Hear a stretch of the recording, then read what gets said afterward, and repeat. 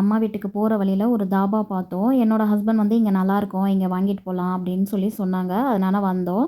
என்னோட husband mutton biryani இருக்கான்னு கேட்டாங்க. இங்கே மட்டன் இல்லை, வெறும் சிக்கன் மட்டும் தான் இருக்குதுன்னு சொல்லிட்டாங்க. அதனால் ஒரு சிக்கன் பிரியாணி, ஒரு சிக்கன் ஃப்ரைட் ரைஸ், நான், அதுக்கப்புறம் காடை கிரேவி இதெல்லாம் ஆர்டர் கொடுத்தோம். என் பையன் வந்து கூல்ட்ரிங்க்ஸ் வேணும்னு கேட்டான். ப்ளூபெர்ரி ஃப்ளேவர் வாங்கியிருக்கான். என்னோட ஹஸ்பண்ட் வந்து நானும் குடிக்க போகிறேன், உனக்கு வேணுமான்னு கேட்டாங்க. இல்லை நான் எனக்கு எதுவும் வேண்டான்னு சொல்லிட்டேன். அவங்க வந்து அவங்களுக்கு பெப்சி வாங்கியிருக்காங்க போல். 2 பேரும் வாங்கி குடிச்சிட்டு இருந்தாங்க.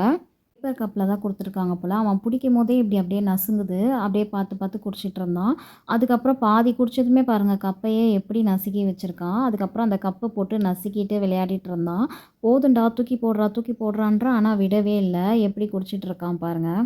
ஒன்றுமே இல்லை, எல்லாமே காலி ஆயிடுச்சு. ஆனாலும் சும்மாவே இப்படி வாயிலேயே வச்சுட்டு இருக்கான். நானும் தூக்கி போடுப்பான்றேன், தூக்கியே போடல. அதுக்கப்புறம் அதை இந்த மாதிரி நசுக்கி அதை வச்சு விளையாடிட்டு இருந்தான். எதுக்குடா அந்த கப்பை இப்படி பண்ணுற, தூக்கி போடுறா அப்படின்னு சொன்னேன். ஆனாலும் ஃபுல்லாக நசுக்கி அவனால் எவ்வளோ நசுக்க முடியுமோ அவ்வளோ நசுக்கி தான் தூக்கி போட்டான். அவங்க 2 பேரும் ஜூஸ் குடிச்சிட்டு இருந்தாங்க. நான் சும்மாவே உட்காந்துட்டு இருந்தேன். அதனால் எனக்கு அப்படியே போர் அடிச்சுது. அதனால் நான் சரி அப்படியே செல்ஃபி எடுக்கலாமேன்னு எடுத்தேன். ஆனால் இந்த பக்கம் வெளிச்சமே இல்லை. என்னோட பக்கம் வெளிச்சமே இல்லை, இருட்டாக இருந்த மாதிரி இருந்தது. அதனால் இந்த சைடு திரும்பி எடுத்தா இங்கே நல்லா வெளிச்சமாக இருந்தது.